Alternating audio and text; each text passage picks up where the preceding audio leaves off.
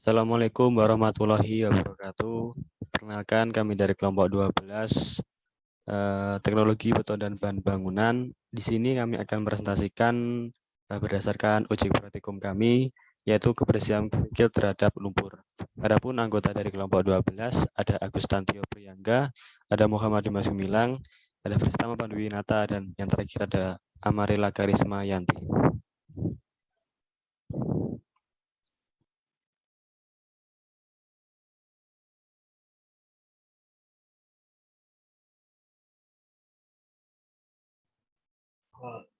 Untuk dasar teorinya yaitu yang pertama, menurut John S. Scott, definisi lumpur yaitu bahan padat yang berasal dari kotoran atau jumlah yang lebih kecil terdapat dalam air mentah.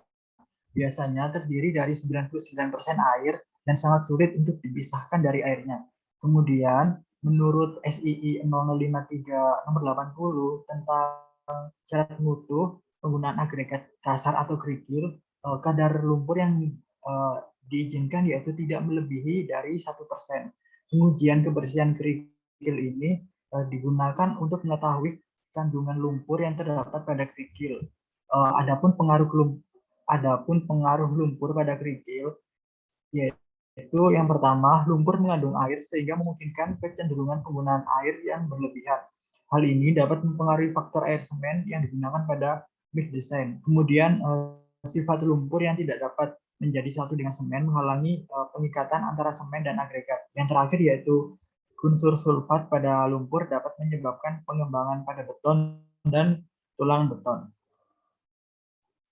Untuk pembahasan praktikumnya, pengujian kebersihan kerikil terhadap lumpur dilakukan untuk mengetahui kandungan lumpur yang terdapat pada kerikil yang akan digunakan dalam pembuatan beton, di mana menggunakan standar uji yaitu ASTM nomor C117 nomor 13 tahun 2013 tentang metode standar yang digunakan untuk pengujian material yang berukuran 75 mikromili atau ayakan nomor 200. Kemudian ASTM C136 tahun 2019 tentang metode standar yang digunakan untuk analisa agregat kasar dan halus, dan ASTM C136 tahun 2006. Berikut adalah alat dan bahan. Yang pertama adalah loyang dan timbangan, yang kedua ember dan air, yang ketiga oven, dan yang keempat kerikil 1 kg.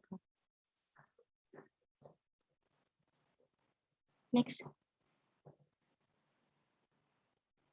Berikut adalah langkah-langkah praktikum. Yang pertama, menyiapkan kerikil. Ambil kerikil sebelum ditimbang, setelah itu menimbang loyang. Tujuannya adalah untuk mengetahui berat loyang yang akan digunakan untuk wadah kerikil. Langkah yang selanjutnya adalah timbang kerikil seberat 1 kg dan loyang, kemudian catat hasilnya. Lalu cuci kerikil hingga bersih menggunakan air. Selanjutnya, masukkan kerikil ke dalam oven selama 24 jam dengan suhu 110 derajat Celcius. Lalu, ambil kerikil yang sudah di oven, lalu tunggu hingga dingin. Dan yang terakhir, timbang kerikil dan loyang yang sudah di oven, kemudian catat hasilnya. Dan diperoleh data hasil praktikum dari kelompok kami, yaitu berat loyang pada loyang pertama sebesar 190 gram, untuk loyang kedua sebesar 189,9 gram. Untuk berat kerikil, untuk loyang pertama diperoleh 1000 gram atau 1 kilo, untuk loyang kedua juga 1 kilo. Untuk berat kerikil plus loyang sudah di oven, diperoleh loyang pertama sebesar 1187,9 gram. Untuk loyang kedua sebesar 1184,1 gram. Untuk berat kerikil sesudah di oven diperoleh data praktikum untuk loyang pertama sebesar 997,9 gram. Untuk loyang kedua sebesar 994,2 gram. Untuk kadar lumpur, untuk yang pertama diperoleh hasil 0,21%, untuk loyang kedua sebesar 0,58%. Untuk mencari kadar lumpur itu dengan menggunakan rumus 1000 per A per 1000 dikalikan 100%. Dan berikut merupakan dokumentasi praktikum dari kelompok kami.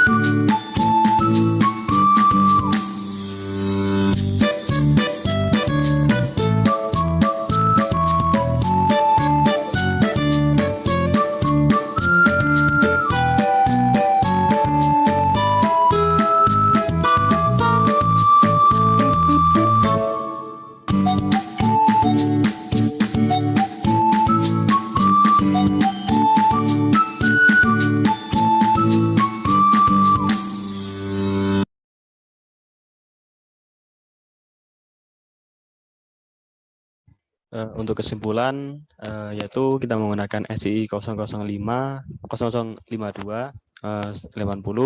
menjelaskan bahwa kadar lumpur maksimal yang diizinkan dalam pembuatan campuran beton adalah sebesar 1%.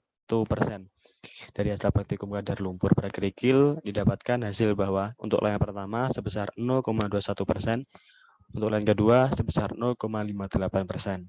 Dari data di atas dapat disimpulkan bahwa kerikil yang digunakan terkondisi layak untuk pembuatan campuran beton. Mungkin itu saja yang bisa kami presentasikan. Mohon maaf jika ada kesalahan dan kekurangan. Sekian, wassalamualaikum warahmatullahi wabarakatuh.